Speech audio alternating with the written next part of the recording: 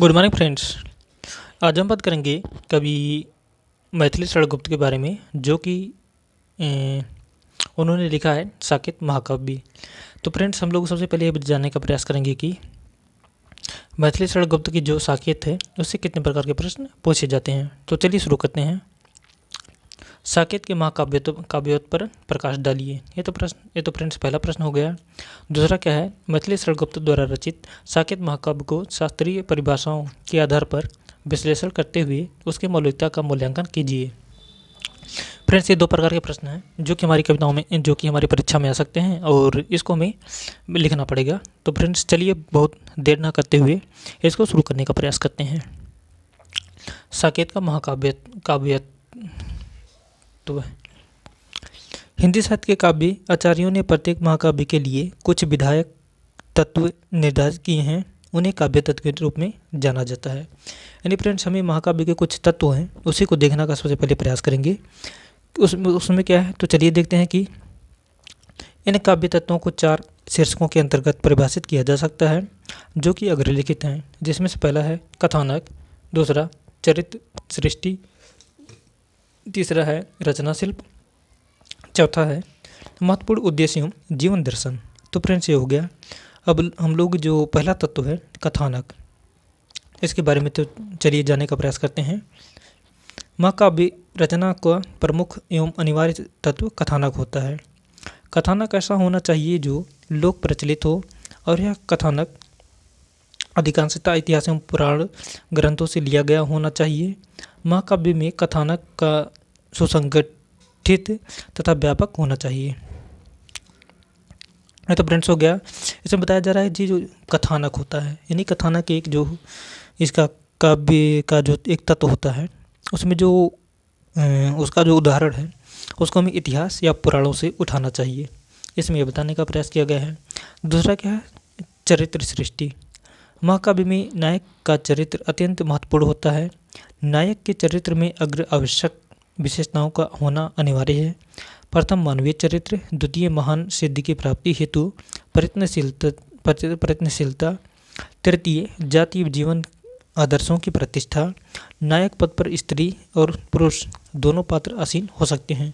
Friends, जो चरित्र सृष्टि है, अर्थात नायक का जो एक प्रकार से कह सकते हैं जो पद होता है, उसमें हमें सबसे पहले ये देखते हैं कि अधिकतर लोग नायक को ही स्वीकार करते हैं, लेकिन नायक के पद पर एक स्त्री भी हो सकती है। यदि स्त्री का रोल नायक से अधिक अच्छा है तो वह स्त्री वहाँ पर हो सकती है, उसका स्थान ले सकती है। अब हम फ्रेंड्स आगे देखते हैं कि रचना शिल्प, यानी कि जो तीसरा तत्व है उसका, तो रचना शिल्प है, हम उसको देखने का प्रयास करेंगे। रचना शिल्प में देखते हैं कि इसके 2 पक्ष होते हैं। प्रथम अंतरंग पक्ष, जिसके अंतर्गत रसात्मकता आवश्यक है। द्वितीय बहिरंग पक्ष, इसके अंतर्गत भाषा शैली, छंद, वर्णन एवं चित्रण महत्वपूर्ण होते हैं। यानी कि जो रचना शिल्प है उसमें भाषा, शैली, छंद इत्यादि चीज़ें महत्वपूर्ण होती हैं। हम आगे देखते हैं कि महत्वपूर्ण उद्देश्य एवं जीवन दर्शन। इसके अंतर्गत महाकाव्य के नाम से संबोधित की जाने वाली प्रत्येक रचना में मानवतावादी जीवन मूल्यों की प्रतिष्ठा, युगीन जीवन आदर्शों की स्थापना, रचना का सांस्कृतिक उन्नयन में योगदान, उन्नत विचार दर्शन, पाठक को संजीवनी जैसी शक्ति प्रदान करने की क्षमता का होना परम आवश्यक है। यानी फ्रेंड्स, जो महत्वपूर्ण उद्देश्य एवं जीवन दर्शन है, हम इसमें देखते हैं कि जो हमारे जीवन का उद्देश्य होना चाहिए, जो सबसे महत्वपूर्ण होता है, उसमें हमारे जो योगदान होते हैं, लाइक क्या आप कह सकते हैं कि उन्नत विचार, पाठकों की संजीवनी जैसे शक्ति प्रदान करने की क्षमता का होना परमावश्यक है। हाँ, यही उद्देश्य होना चाहिए कि यदि हम कवि हैं, कवि के रूप में कोई कविता लिख रहे हैं या कोई कुछ भी लिख रहे हैं, तो हमारे उद्देश्य होना चाहिए, यदि हमारे विचार जो हैं वह अच्छे होना चाहिए, जिससे जो पाठक होता है उसके मन में एक प्रकार के प्रश्न बने और वह उन प्रश्नों को ढूंढ सके। जब तक वह प्रश्न खोजने का प्रयास नहीं करेगा, तब तक उससे क्या कहते हैं और अधिक जानकारी नहीं प्राप्त कर सकता। क्योंकि यदि कविता या कोई भी कहानी हो, यदि हम उसको क्या कहते हैं सही लैंग्वेज में नहीं लिखेंगे, अर्थात क्या कहते हैं इजी लैंग्वेज नहीं लिखेंगे, उसमें कोई फ्लो नहीं होगी, तो उसको व्यक्ति को समझने में कठिनाई हो सकती है। इसीलिए कहते हैं कि हमें बहुत फ्लो लैंग्वेज में लिखना चाहिए, क्या कहते हैं, बहुत ईजी लैंग्वेज में लिखना चाहिए जिसे सब लोग समझ ले जाएं। अब हम आगे देखते हैं कि महाकाव्य में तत्वों अथवा लक्षणों की कसौटी पर साकेत महाकाव्य को परिभाषित किया जा सकता है। साकेत महाकाव्य के काव्य तत्व को अग्रलिखित शीर्षकों के आधार पर हम व्यक्त कर सकते हैं, जिसमें से पहला है मंगलाचरण अथवा शुभारंभ। यानी कि फ्रेंड्स, इसका जो मंगलाचरण अथवा शुभारंभ है उसके अंदर हम देखते हैं कि गुप्त जी ने साकेत के आरंभ में मंगलाचरण को प्रमुख स्थान दिया है। उन्होंने सर्वप्रथम गणेश वंदना की है, अर्थात इस जो साकेत है इसका शुभारंभ करते समय कवि मैथिली शरण गुप्त जी ने इसमें गणेश वंदना की है। हम लोग उसको देखते हैं। जयति कुमार अभियोग गिरा गौरी प्रति सगड़ गिरीश जिसे सुन मुस्कुराते हैं। ये तो फ्रेंड्स हो गया इसका जो साकेत महाकाव्य है उसका जो मंगलाचरण अर्थात शुभारंभ है, उसमें जो गणेश वंदना थी उसका उदाहरण हो गया। हम देखते हैं कि अब दूसरा क्या है, लोक प्रचलित कथानक। साकेत की कथा वस्तु अर्थात कथानक सुप्रसिद्ध है। साकेत की कथा महापुरुष भगवान राम की कथा पर आधारित है, जिसे कवि ने साकेत के मुख पृष्ठ पर इन शब्दों में स्वयं स्वीकार किया है। राम तुम्हारा चरित्र स्वयं ही काव्य है, कोई कभी बन जाए सहज संभाव्य है।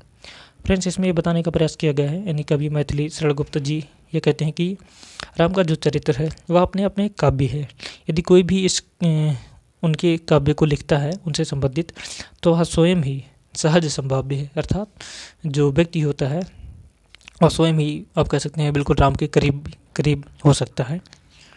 हम आगे देखते हैं कि तीसरा है नायकत्व। जो नायकत्व है इसका वर्णन किस प्रकार कवि मैथिली शरण गुप्त जी अपनी कविताओं में करते हैं उसको हम लोग देखने का प्रयास करते हैं। राम काव्य की परंपरा का अमूल्य मौक्तिक होते हुए भी साकेत के राम को नायकत्व प्रदान नहीं किया गया है। यह एक नायिका प्रधान महाकाव्य है। यदि फ्रेंड्स जो नायिका है इसमें जो नायकत्व है यानी कि साकेत महाकाव्य में वह एक नायिका प्रधान महाकाव्य है। यानी कि उसमें जो नायिका का चरित्र चित्रण है वह हमें एक अधिक मात्रा में देखने को मिलता है, यानी कि उसका वर्णन बहुत ही बार किया गया है। जबकि इसके कंपैरिजन में अगर हम बात करें पुरुष की जो पात्र है, पुरुष का पात्र वो कम किया गया है, इसलिए यह एक नायिका प्रधान महाकाव्य है।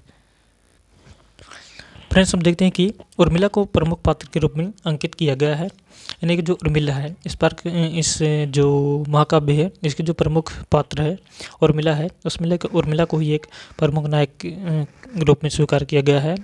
इतना सभी स्वीकार करते हैं। यदि साकेत का नायक राम को माना जाए तब तो उनके धीरोदात्त होने में कोई संदेह नहीं है, परंतु लक्ष्मण धीरोदात्त नायक सिद्ध होते हैं। आचार्य नंद दुलारे वाजपेयी भारत का एक नायक मानते हैं। डॉक्टर श्याम मंदन किशोर ने इस संबंध में लिखा है कि नायकत्व का विस्तार वे ना तो पूर्णतः उर्मिला में कर सकें, ना लक्ष्मण में और ना ही राम में। कई उद्देश्य जाल में नायकत्व उलझकर रह गया है। संक्षेप में कह सकते हैं कि संपूर्ण तथा संचालन विधि में लक्ष्मण का महत्वपूर्ण स्थान है, अतः साकेत नायक लक्ष्मण और नायिका उर्मिला सिद्ध होते हैं। फ्रेंड्स, जो साकेत महाकाव्य है इसमें तुम देखते हैं कि राम का भी ठीक ठाक रोल प्ले मिलता है, लेकिन इसमें जो एक नायक और नायिका को यदि हम निर्धारित करना चाहें किसी इस महाकाव्य में, तो हम लक्ष्मण को एक नायक और उर्मिला को अर्थात उनकी जो वाइफ थी उसको हम एक नायिका मान सकते हैं। जो फ्रेंड्स अब अगली विशेषता है वह है सर्ग विधान। तो सर चलिए सर्ग विधान को देखने का प्रयास करते हैं। साकेत के सर्ग विधान में महाकाव्य की परंपरा का पूर्णतः पालन 12 सर्गों में विभक्त है। सर्गों का संयोजन इस प्रकार किया गया है कि काव्य की कथा वस्तु समान रूप में विभाजित हो सके। साकेत के सर्ग संयोजन का प्रमुख विशेषता यह है कि उनके द्वारा संपूर्ण काव्य की कथा वस्तु समान्वित और सुव्यवस्थित रही है। ये फ्रेंड्स जो सर्ग विधान है हम देखते हैं जो साकेत महाकाव्य है वह 12 सर्गों में विभाजित है। और इसका 12 सर्गों में विभाजित होने के कारण एक एक सर्गों यदि पढ़ेंगे आप लोग तो आसानी होगी। शायद हमारे सिलेबस में इसकी 9वें सर्ग की व्याख्या व्याख्या है। और 9वें सर्ग की जो व्याख्या है वो बहुत बड़ी है, बहुत छोटी सी नहीं है, एक सर्ग बहुत बड़ा है। तो आप लोग उसको अपने सिलेबस में पढ़िएगा। उसको हो सके यदि टाइम मिला तो उसको भी पढ़ा देंगे, और नहीं तो यहीं तक हम लोग साकेत को यहीं तक पढ़ेंगे। साकेत के बारे में केवल जान लेंगे उसके महाकाव्यत्व पर, बाकी उसको व्याख्या को पढ़ने का प्रयास नहीं करेंगे। यदि टाइम मिला तो करेंगे, ठीक है। अब आगे क्या है, रस योजना, यानी कि जो महाकाव्य है साकेत महाकाव्य, उसमें रस कौन सा है इसको देखते हैं।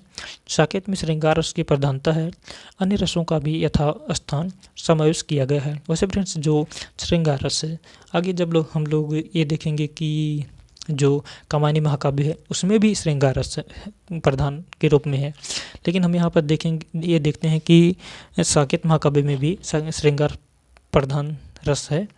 और इसके अतिरिक्त जो है अनेक और रसों का भी प्रयोग किया गया है। आप कह सकते हैं करुण रस कुछ समय के लिए किया गया है, उसका भी प्रयोग, करुण रस का भी। हम आगे देखते हैं कि छंद योजना, जो छंद योजना है वह किस प्रकार है। महाकाव्य के लक्षणों के अनुसार प्रत्येक सर्ग में एक छंद होना चाहिए। साकेत का प्रत्येक सर्ग प्रायः एक छंद में ही लिखा गया है और अंत में छंद परिवर्तन भी है। इस क्रम में कुछ सौतुल्य भी हैं।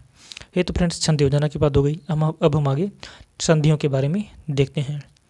कथा वस्तु में संधियों की भी समुचित योजना हुई है।